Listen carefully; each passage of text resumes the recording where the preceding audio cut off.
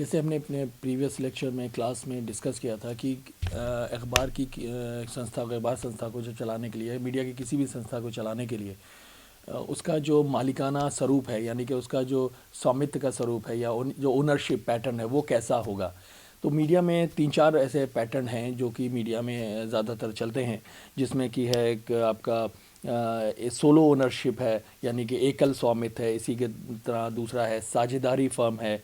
फिर नेक्स्ट है आपका जॉइंट स्टॉक कंपनी है। फिर चौथा है आपका ट्रस्ट, जिसे हम लोग न्याज बोलते हैं या वक्फ बोलते हैं उर्दू में। तो जो ज़्यादातर देखा जाता है, जो छोटे पेपरों में जो ओनरशिप का पैटर्न देखा जाता है वो है एकल स्वामित्व यानी कि सोलो ओनरशिप। इसमें होता क्या है, इसमें अखबार का एक ही मालिक होता है और उसका एडिटर होता है ज़्यादातर, या वही पब्लिशर होता है, प्रिंटर भी वही होता है, मालिक भी वही होता है। तो ज़्यादातर जिम्मेदारियां किसी एक व्यक्ति पे होती हैं। ये अखबार छोटे साइज़ के होते हैं, इनका सर्कुलेशन कम होता है। इनकी जो ये ज़्यादातर जो हैं वो वीकली न्यूज़पेपर में ज़्यादा जो सोलो ओनरशिप है देखी जाती है। इनमें ज़्यादा ये बड़े साइज़ के अखबार नहीं होते हैं। बड़े साइज़ के कहने का मतलब है कि इनके ये बहुत बड़ी कंपनियां नहीं होती हैं, क्योंकि इसमें इसके पीछे सिर्फ एक ही इसका मालिक होता है। उसके पास भी अपने रिसोर्सेज की कम रिसोर्सेज होते हैं और अकेला ही उसको सब मैनेज करना है। तो वो ज़्यादा इसको एक लार्ज स्केल पे इसको नहीं ले जा पाता है। तो इसलिए जो एकल स्वामित्व के जो न्यूज़पेपर्स हैं उनमें ये चीज़ देखी जाती है कि वो ज़्यादा विकसित नहीं हो पाते हैं। इसमें जो इन अखबारों में जो इनके ओनरशिप में जो फ़ायदे हैं वो ये हैं कि जैसे ये बहुत ज़्यादा ये फ्लेक्सिबल होते हैं अपनी पॉलिसीज़ को लेकर। क्योंकि इसमें अपनी पॉलिसीज़ को लेकर फ्लेक्सिबल इसलिए होते हैं क्योंकि इसमें एक ही व्यक्ति है जो इसका मालिक है, सारे डिसीजन उसी को लेने हैं। उसको ऐसे आगे कंटिन्यू करना है या नहीं करना है, कोई बदलाव लाना है या नहीं लाना है, या इसको बढ़ाना है, किसी दूसरे शहरों में भी ले जाकर इसको अपना एक संस्करण शुरू करना है, ये सारे इस तरह के डिसीजन, या इसमें कितना और इसमें इन्वेस्टमेंट इसमें और करना है इसको, ये सारे इस तरह के डिसीजन जो हैं वो जो फैसले हैं वो अकेला एक व्यक्ति लेता है। तो उसको इन फैसलों को लेने में ज़्यादा सोचना नहीं पड़ता है, ज़्यादा लोगों से राय मशवरा नहीं करना पड़ता है, परमिशन नहीं लेनी पड़ती, क्योंकि वो अकेला इसका मालिक है। इसी तरह इसमें देखा जाए जो इसका ओनर होता है वो पूरी तरह से इसका मालिक होता है और उसमें ज़्यादा डिस्प्यूट नहीं होता, क्योंकि अकेला मालिक है।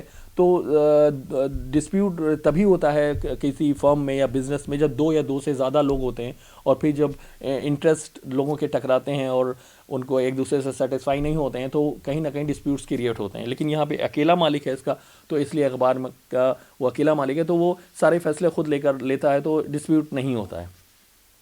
इसी तरह इसमें एक चीज़ ये भी देखी जाती है सोलो ओनरशिप में कि इसमें फ़ैसले बड़ी जल्दी आते हैं, बहुत ज़्यादा लिंगर ऑन नहीं करते हैं फैसले, बहुत ज़्यादा टाइम नहीं लेते हैं कि बोर्ड ऑफ मीटिंग में पास होना है, कुछ लोग इसके फेवर में हैं, कुछ अगेंस्ट में हैं, फिर ये देखा जा रहा है सबको एक ही प्लेटफॉर्म पे लाया जाए, और इसमें काफ़ी टाइम गुजर जाता है। लेकिन सोलो ओनरशिप में ऐसा नहीं है। इसके कुछ नुकसान भी हैं, जैसे कि इसके जो रेवेन्यू के रिसोर्सेज हैं वो बहुत लिमिटेड हैं, बैकअप मनी भी होती है बहुत कम होती है, क्योंकि अकेला मालिक है, उसकी जो जितनी भी इनकम है वही उस अखबार को ही, जितने भी उसकी हैसियत है वो ही अखबार का एक तरह से देखा जाए तो एक बैकअप है। इसी तरह जो दूसरा हमारा एक मीडिया का ओनरशिप पैटर्न है वो है साझेदारी फर्म।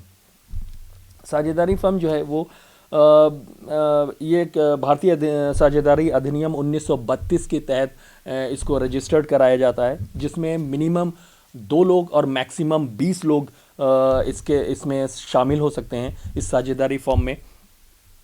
और इसमें एक कुछ फ़ायदे इसके ये हैं कि इसमें क्योंकि एक से ज़्यादा लोग हैं, मैक्सिमम 20 लोग हैं, तो इसमें पैसों की जो अगर एकदम से अखबार को या अखबार की संस्था को पैसे की ज़रूरत पड़ जाती है, इन्वेस्टमेंट की ज़रूरत पड़ जाती है, तो इतने लोग इसके साझेदार हैं कि सब मिलके उसको कहीं ना कहीं पूरा कर देते हैं, और जिससे कि वो अखबार जो है वो अपना ज़्यादा विकसित हो पाता है, क्योंकि इसमें कई लोग मिलकर इसको चला रहे होते हैं। लेकिन इसके जो दिक्कतें हैं वो, या इसके जो डीमेरिट्स है वो ये है कि इस अखबार में ये भी देखा जाता है कि कुछ लोग बहुत ज़्यादा हैं, तो अक्सर ईगो प्रॉब्लम आ जाती है। कुछ लोगों में अक्सर ये भी देखा गया है कि फाइनेंशियल डिस्प्यूट्स क्रिएट हो जाते हैं और सुपरमेसी की भी कहीं ना कहीं होती है कि कौन ज़्यादा इसको डोमिनेट कर ले उस ग्रुप में।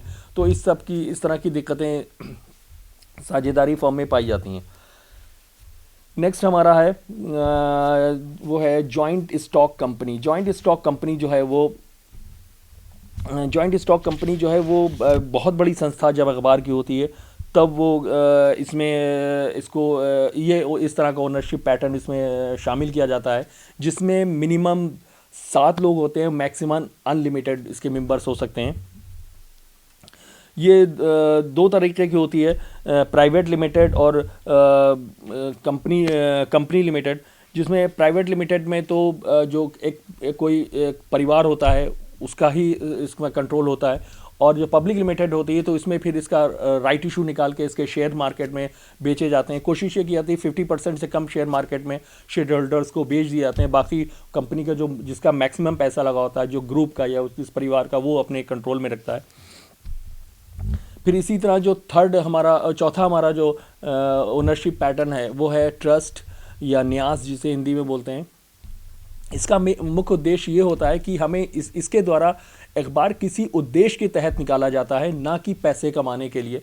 इसके पीछे कोई फाइनेंशियल मॉनेटरी इंटरेस्ट नहीं होता है।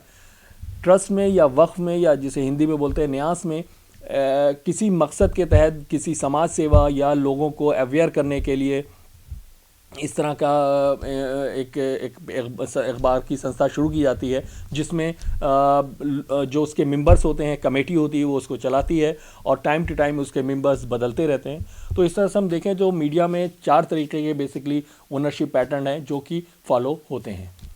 Thank you.